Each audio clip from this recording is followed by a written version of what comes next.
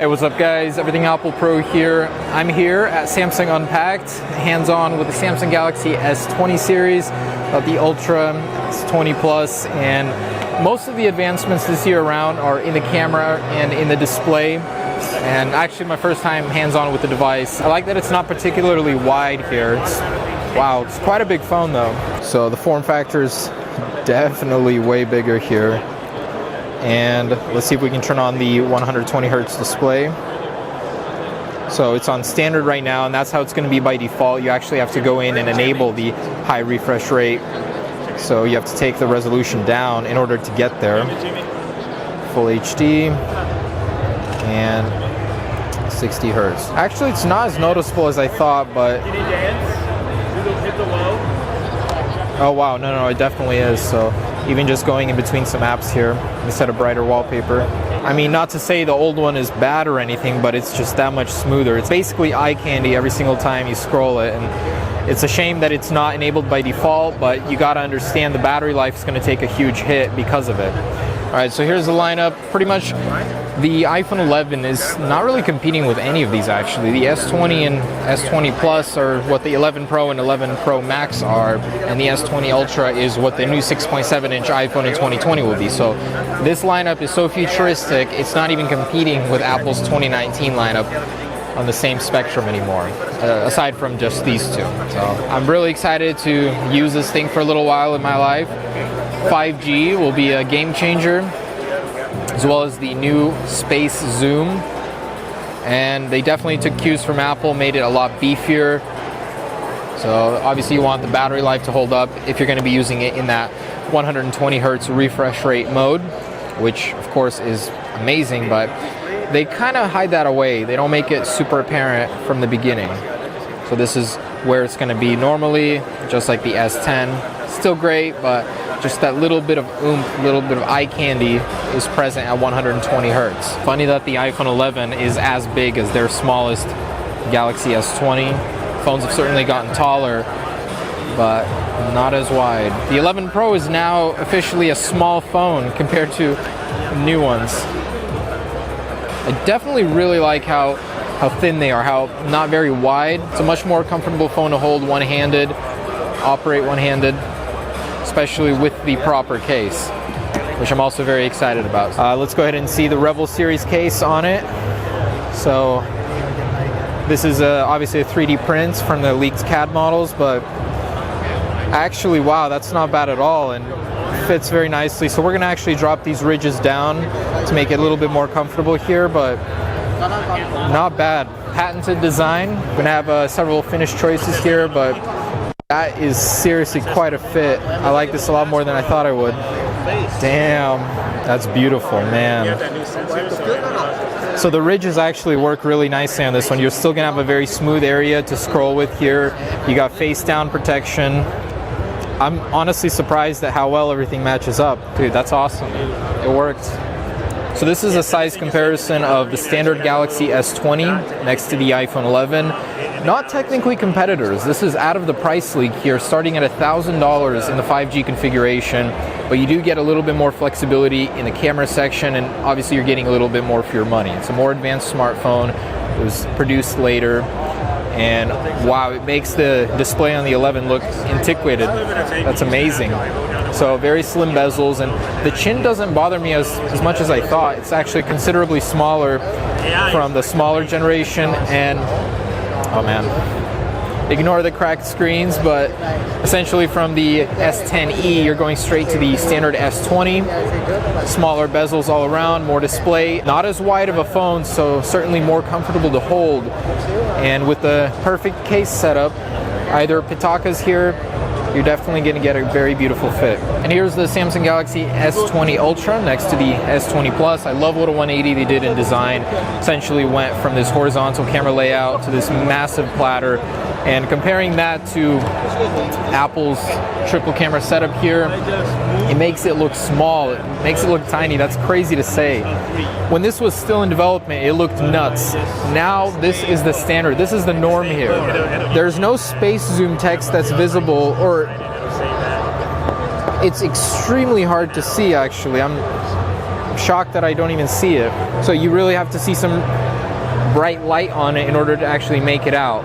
Nothing like how discernible it is in the actual renders, so don't be afraid of that.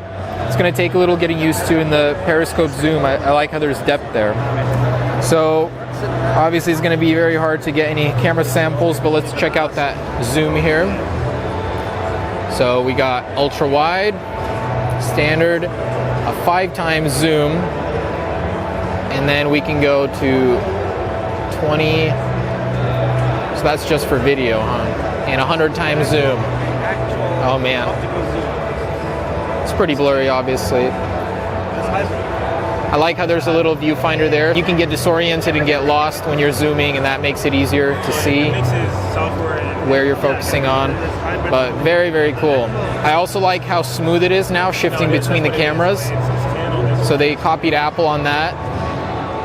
It'll show you the actual transition into the zoom phase you're going into. That's freaking awesome. Okay, you are getting the new Snapdragon 865 here, and you know, it's quite an upgrade over the S10. And of course 5G connectivity by default. The blue, let's compare those. So it's more of a Note 10 color here. I like that they dropped the Samsung down below, makes it look a little bit cleaner here, less text. But overall, very, very good impressions here. The S20 Plus is, of course, the direct successor to the S10 Plus. And these are actually quite similar. I like the little design curve that they took from the Note 10 series here. No more headphone jack, of course. Looks good. I think they're in different leagues of technology already. This is going to be some very harsh and tough competition for Apple. I really hope that they do adopt the new 120 Hz display. Of course, it's getting 5G later this year with the new iPhone 12. And we don't know what's going to happen with the notch, but I really hope they take some cues from Samsung and start reducing that. Overall, though, some fantastic competition from Samsung. All right, so quick hands-on with this device. Of course, it is the future of mobile computing, and you can assume that there will be a lot of copycats following Samsung's direction. I really love what they've done. They've managed to innovate in a space where, you know, a lot of the good ideas are already taken, and it's combined the best of technology, a 108 megapixel shooter, 120 Hz refresh rate display, bigger batteries, 5G technologies. I mean, this is a very exciting smartphone. I'm way more excited for this one than the S10 when it came out, and of course I actually will want to use this for a little bit in my day-to-day. I'm excited. Alright, so Samsung's got a winner on their hands. Let's see how it unfolds. And here we have the Samsung Z Flip. So the nostalgia, oh wow. Nostalgia is coming back here with the flip phone form factor. That is actually very cute. I can see why Samsung's so proud of this.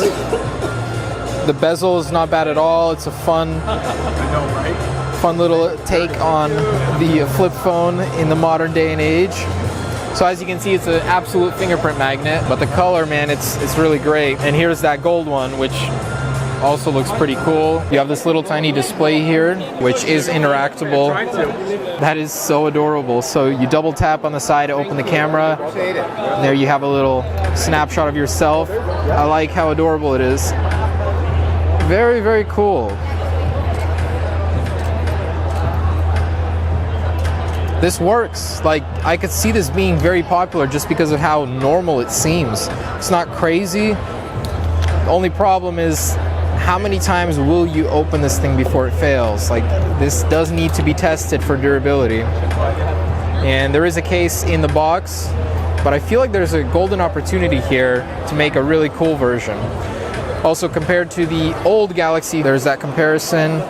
Obviously, a lot less screen estate. It's very, very similar in design, just sleeker. And the first foldable phone with a hole punch display up top here, which works. Fingerprint sensor on the power button here. Maybe in the next generation we'll see one embedded in a foldable glass screen. That'd be something, but I like this so much, man. Samsung really has a home run here with this phone. It's very sleek. It feels so great, very satisfying to click it. Has a little vibration to it almost. Obviously you can see the crease. That's something that you're not going to get away from with this kind of technology. And that's perfectly normal. If it does survive the 200,000 advertised open and folds, then I think that's perfectly adequate. Most people keep their phone about 2 years, and that should sustain you within those 2 years. Curious to see what the warranty practices will be. But Samsung is also very proud of the hinge inside of here.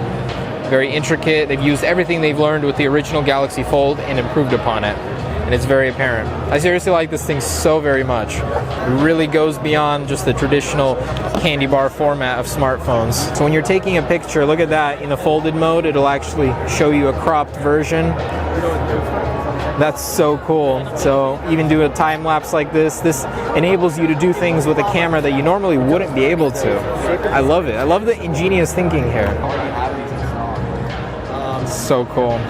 Alright guys, so there it is. That's Samsung's new lineup, including the new Z Flip, which is awesome. I really like this. And you can expect some follow-up videos as we receive the devices. Got some exciting ones planned. I love the future, you know. I remember dreaming about a foldable phone. We knew that Samsung has been working on it for years, but to actually see it and experience one that I would realistically use in my life is seriously awesome. The future is great. Samsung has a lot of winners here today.